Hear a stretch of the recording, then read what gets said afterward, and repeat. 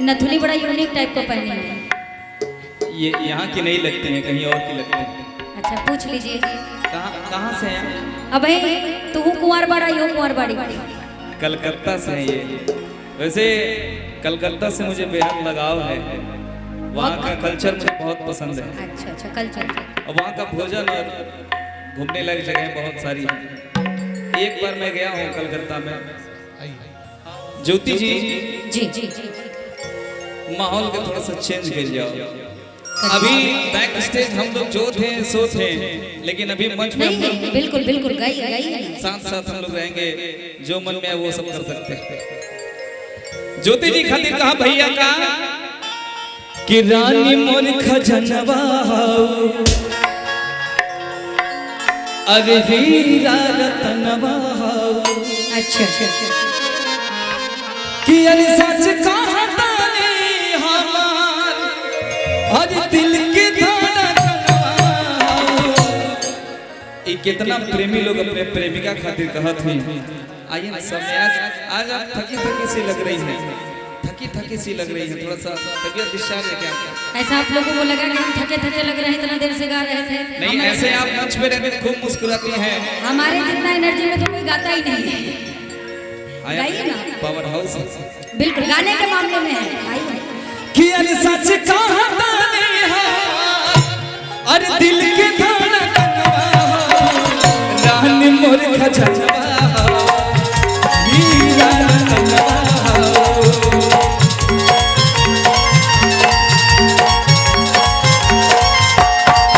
रानी मोर खजनवा हीरा रतनवा।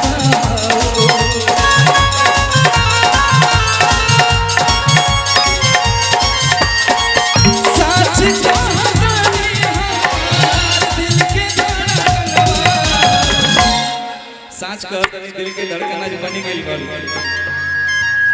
सुना तारा का अच्छा एक नीचे इसके लोग कि राजा मोर गहनवा दिल के आदमनवा राजा जी गहनवा दिल के आदमनवा। सच कहतानी हमारे सच कहतानी हमारे सोना हो सिकरवा। रानी मोर खजनवा हीरा रतनवा। रानी मोर खजनवा हीरा रतनवा।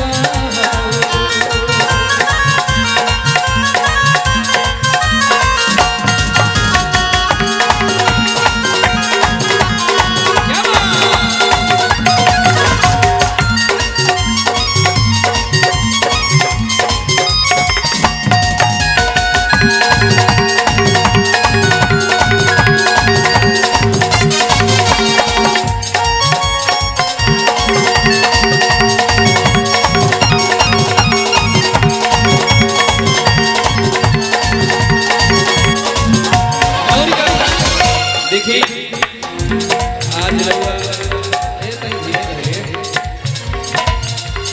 अगर रिश्ता बनी गई बात हम कहा रुन झुन पयलिया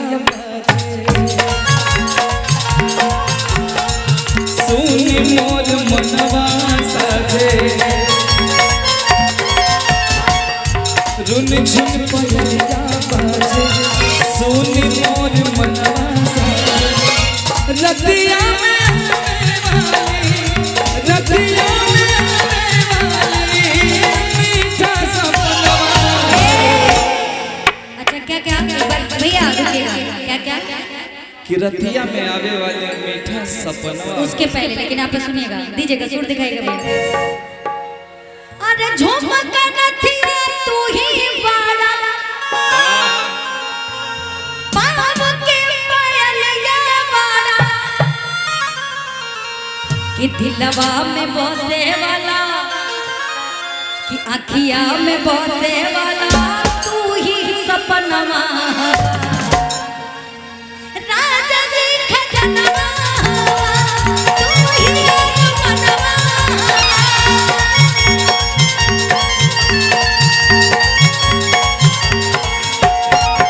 रानी मोर खजनवा हीरा